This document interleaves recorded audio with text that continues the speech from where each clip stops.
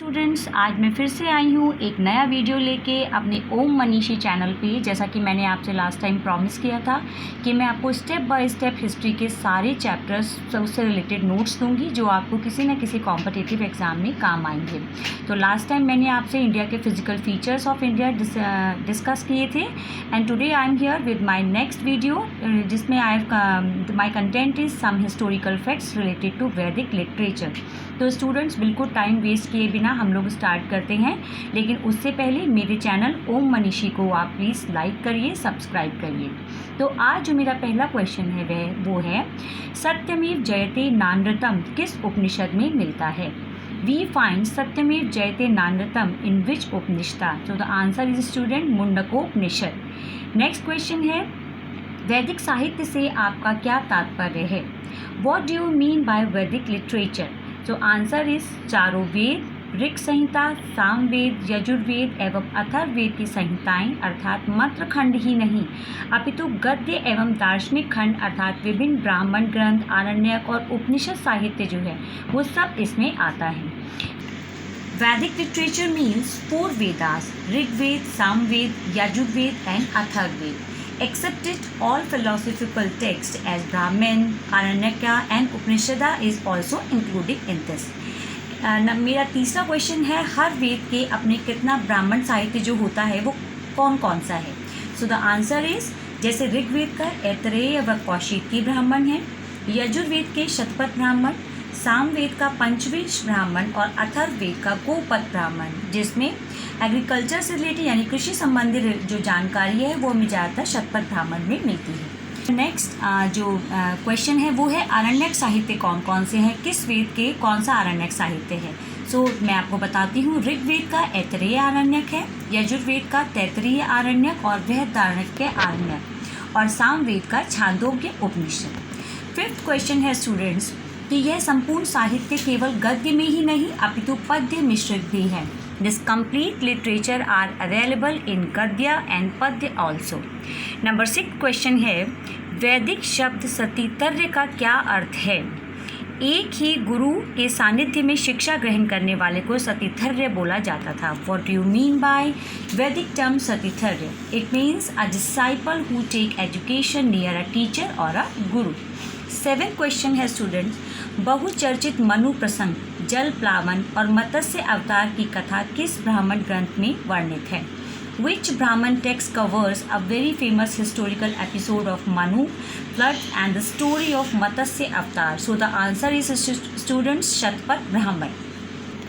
हाँ, next question 8 number का है गोत्र का प्रादुर्भाव किस समय हुआ? When the Gotra system came in existence? So the answer is later Vedic era, उत्तर वैदिक काल। 9th क्वेश्चन है भारतवर्ष ये नाम सर्वप्रथम किस वेद में मिलता है? First of all in which Veda Bharatvarsha name found? So the answer is Rigveda. Number 10 question है चारों आश्रम यानी वर्णाश्रम व्यवस्था जो है इसका सबसे पहले किस उपनिषद में वर्णन मिलता है? In which Upanishad first Varnashrama system found? So the answer is Jabala Upanishad. Number 11 question है किस उपनिषद में सर्वप्रथम गीता से पहले निष्काम कर्मयोग का प्रतिपादन किया गया है? In which Upanishad we found निष्काम कर्म योगा बिफोर मद Bhagavad Gita? So the answer is Chhandogya Upanishad. Number 12 question है किस काल यानी किस वैदिक काल में पूर्वजों की पूजा प्रारंभ हुई थी? When the worship of ancestors started यानी ancestors worship कब स्टार्ट हुई थी? तो इसका आंसर है उत्तर वैदिक काल यानी लेटर वैदिक एरा। नंबर 13 मेरा जो क्वेश्चन है वो है महात्मा बुद्ध के जीवन पर एक तीर्थंकर का गहरा प्रभाव पड़ा था, वह कौन थे? A Tirthankar who had a great influence on the life of Mahatma Buddha? तो आंसर है पार्श्वनाथ जी का। नंबर 14 क्वेश्चन है जैन दर्शन को किस अन्य भारतीय दर्शन के करीब माना जाता है? Jain philosophy is very close to which Indian philosophy? Answer है सांख्य दर्शन। नंबर 15वां क्वेश्चन है ऋग्वेद के नवे मंडल की रचना किस ऋषि ने की है? हु रोट द नव मंडल यानी 9th mandala of Rigveda? Answer is Yavaman Angira. 16 उपनयन संस्कार का सर्वप्रथम विस्तृत विवरण किस ग्रंथ में मिलता है? सो आंसर इज शतपथ ब्राह्मण। In which ancient text a detailed description of उपनयन संस्कार we found? Answer is Shatapatha Brahmana. Number 17 है, किस वेद में सभा और समिति को प्रजापति की दो कन्याएं कहा गया है? In which Veda Sabha and Samiti is depicted as the two daughters of Prajapati? So the answer is Atharvaveda. Number 18 है, वैदिक काल की तीनों सभाओं का नाम बताइए। आपको पता है कि दो सबसे इम्पॉर्टेंट है, सभा और समिति, और तीसरी है विदत, जो कि कॉमन यानी जनता की एक सभा मानी जाती थी। तो 3 कमिटीज ड्यूरिंग वैदिक पीरियड, दैट वाज सभा, समिति एंड विदत। नंबर 19 है, ऋग्वेद के किस मंडल में दशराग्य युद्ध का उल्लेख मिलता है?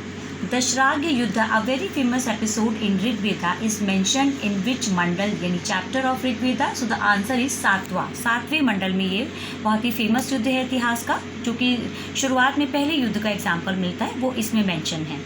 नंबर 20 है, किस प्राचीन साहित्य में स्त्री को पुरुष की अर्धांगिनी कहा गया है? In which ancient text woman is said as the ardhangini of purush? Answer is Shatapatha Brahmana. 21 is, किस वेद का संकलन ऋग्वेद पर आधारित है? Which Veda is based on Rigveda? Answer है सामवेद। नंबर 22 है, ऋग्वेद काल में आर्यों द्वारा कितने देवताओं की पूजा की जाती थी? हाउ मेनी वैदिक गॉड्स वर देयर इन वैदिक पीरियड? सो द आंसर है मेरा लगभग 33 मतलब नाम मिलते हैं देवी देवताओं का। तो अगर कहीं पे भी काउंट आता है तो आप 33 को ही आप टिक करिएगा। अच्छा, अब मैं उन देवताओं का डिस्क्रिप्शन देती हूँ, कौन कौन से देवी देवता उस समय मिलते थे। बेसिकली देवताओं का डिस्क्रिप्शन है, जैसे पृथ्वी के देवता, जिसमें थे पृथ्वी, अग्नि, सोम, बृहस्पति तथा नदियों के देवता। बी है अंतरिक्ष के देवता, जिसमें इंद्र, रुद्र, वायु, पर्जन्य, आय और मातरिश्वन का नाम मिलता है। नंबर सी है आकाश के देवता, जिसमें द्यौस, वरुण, मित्र, सूर्य, सवित्र, विष्णु, आदित्य, उषा और अश्विन के जो फेमस देवी देवता हैं, उनके देवताओं के स्पेशली नाम मिलते हैं। नंबर 23 क्वेश्चन है, मृत्यु लोक के देवता परीक्षित का उल्लेख किस ग्रंथ में है? In which ancient Veda we found the description of god Parikshit? Answer है अथर्ववेद। 24वां मेरा क्वेश्चन है, वेदों के दोनों पैर किसे कहा गया है? Which have been said both legs of Vedas? Answer है छंद। छंदों को वेदों के दोनों पैर बोला गया है। नंबर 25 है, लास्ट क्वेश्चन है जो आज का, ब्रह्म का पूर्ण विवरण किस में मिलता है? In which Upanishad we found full description of Brahma?